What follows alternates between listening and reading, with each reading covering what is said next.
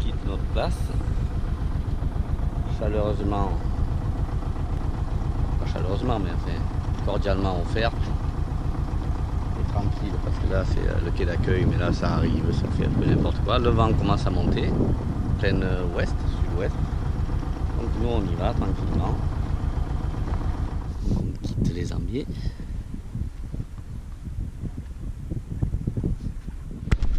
On a 10 nœuds de vent maintenant. La mer est bien ridée.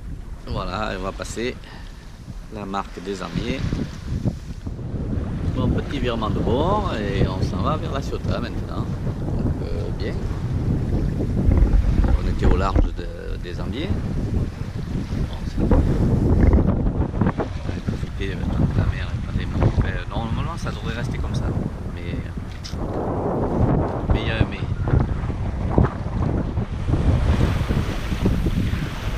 Donc ça va bien. On est à plus de 5 nœuds, 5 nœuds avec 3. Voilà.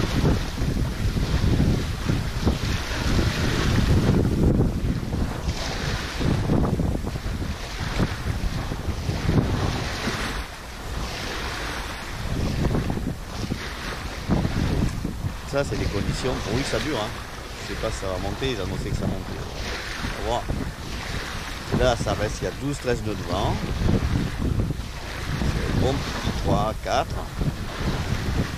Et ça, on aime.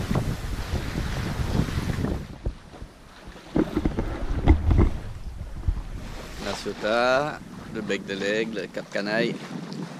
Voilà. Après manger midi et demi je pense, le vent rentre d'ouest,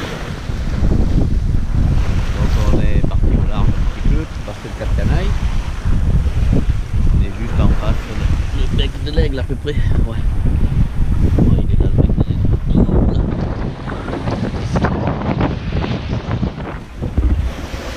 la montagne de la Canaille, et Cassis dans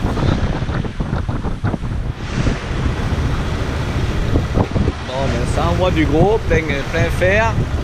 Donc démarrer le moteur, on va se mettre à Sorgnou, à l'abri. Et voilà. Alors nous voilà, on est arrivé à je sais plus quelle heure. Pas tard, il était 2h30. Donc on a fait 1 heure de moteur pour arriver et un quart d'heure ce matin. Donc voilà, 1h15, 1h30 de moteur pour la journée. Alors, Sorgnou, toujours aussi merveilleux. Je croyais que ça avait brûlé, mais que dalle, tant mieux. Ça, l'inconvénient ici, c'est putain de promène couillon. Hein. Assez protégé, mais pas pour eux. Là, vous savez quoi? C'est une première. Le four, il est d'origine. C'est la première fois que je le mets en service et il n'a jamais été mis en service avant non plus. Mais ça fonctionne. Hein. Bon, j'avais tout fait, je sais plus, à une époque. Il y a 2 ou 3 ans, j'avais tout démonté. Voilà, c'est tout ça pour faire du pain.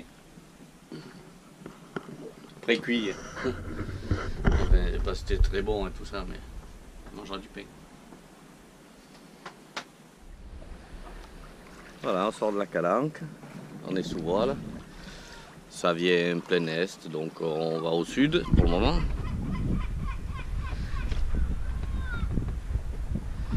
Il ne doit rien y avoir d'extraordinaire aujourd'hui, théoriquement.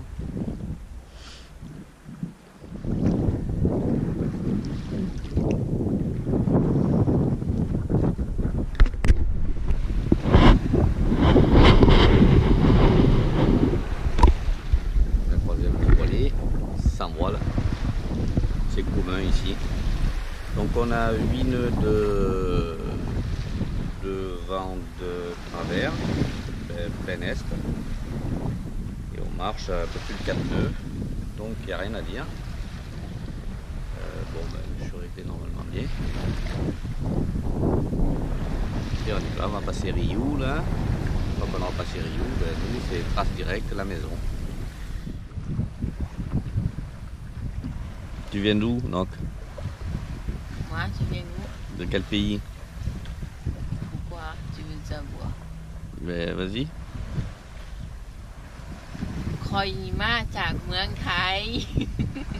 Théoriquement, c'est de la Thaïlande, mais elle ressemble plus à une péruvienne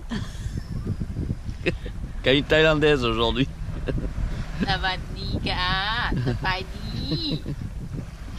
On dit qu'elle vient, on dirait l'Amérique du Sud. Elle vient du Pérou.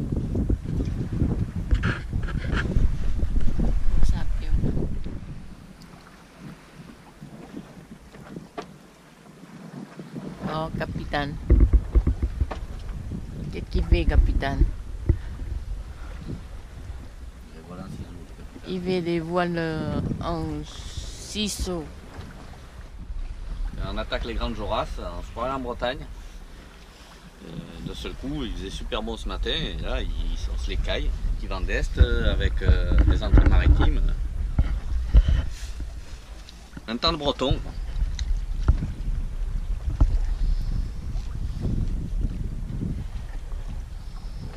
Et on avance toujours à la voile, donc là on est grand largue, on marche à 2 nœuds 8, 3 nœuds.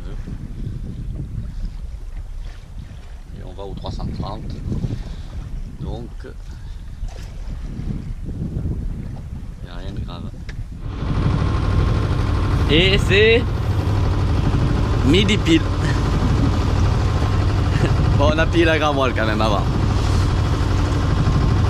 Donc aujourd'hui, casse-croûte. Bon, rien n'a évolué depuis tout à l'heure. On est au moteur, il n'y a toujours pas d'air. On arrive à Couronne. Voilà, on va rentrer tranquillement à la maison, au bercail. Bon, petit bilan de cette année. Donc voilà.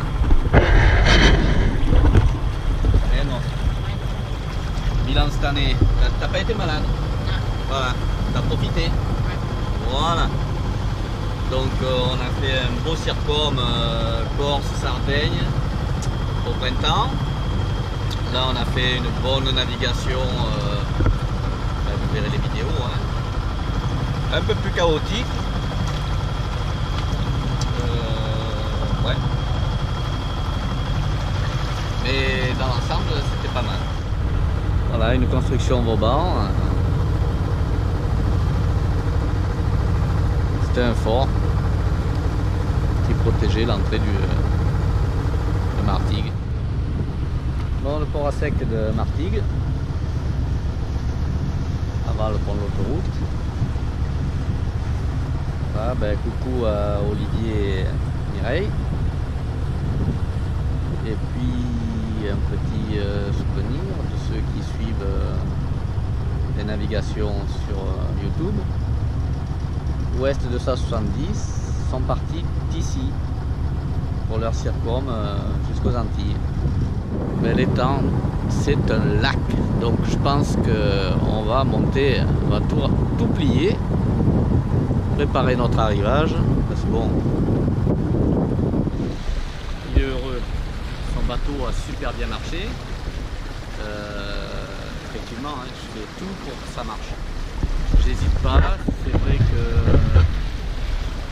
j'en prends soin, ça coûte un certain montant, c'est sûr.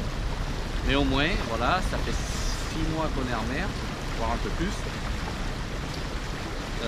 Je laisse pas les choses se gâter. Dès qu'il y a un problème, je le résous de suite. Ce qui fait que le bateau est toujours au top, aussi bien pour la vie à bord, que pour la navigation, c'est-à-dire voile, mât, drisse, il faut que tout fonctionne comme il faut. Voilà. Après là maintenant je vais désarmer, c'est-à-dire je vais commencer par enlever les voiles. Après l'hivernage du moteur, des vannes, comme tous les ans, hein, le bateau vidé complet, c'est-à-dire qu'il ne reste rien dedans. Ça fait 15 ans maintenant, je disais. C'est un bateau qui est de 81, auquel j'ai fait pas mal de frais, hein, mais au fur et à mesure. Hein. Les premières choses que j'avais fait, c'était les voiles étaient en très bon état. Donc c'était l'AGV parce qu'elle était restée à poste et pliée, donc elle était cuite. Le génois était juste, il n'avait jamais servi, donc voilà, j'ai profité de ça. J'ai refait toute l'électricité quand je l'ai eu. Changer toutes les drisses, tout ça, parce que c'était tous des câbles qui passaient dans le mât et tout.